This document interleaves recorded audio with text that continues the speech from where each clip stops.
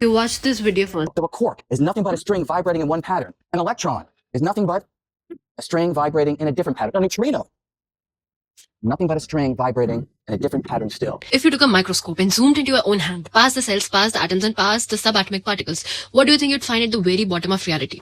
This is day 33 of learning something new with me. For decades, physics has been divided. We have general relativity to explain big things like gravity and galaxies, and quantum mechanics to explain tiny things like atoms. The problem is, these two sets of rules don't play nice together. They actually contradict each other.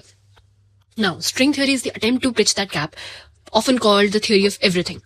We are taught from the start that if you zoom into an atom, you would find particles like electrons and quarks. String theory suggests that if you could zoom in even further, you wouldn't find a point or a particle at all. Instead, you would find a tiny vibrating loop of string.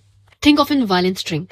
Depending on how fast that string vibrates, it produces a different musical note, maybe in A sharp or C flat. String theory says the universe works exactly the same way. One specific vibration produces an electron. A different vibration produces a photon of light.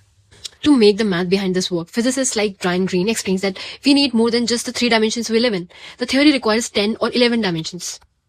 These extra dimensions are curled up so tightly that we cannot see them, much like how a garden hose looks like a 1D line from a distance, but to an ant crawling on it, it's a 3D cylinder. Didn't get it? Okay, imagine a garden hose stretched across a lawn.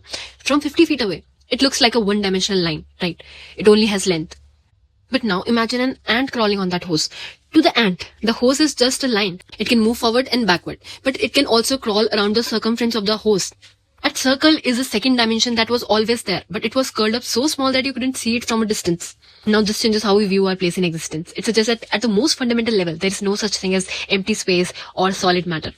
Now it's a beautiful, complex, and still unproven idea, but it represents our best shot at understanding the underlying unity of everything.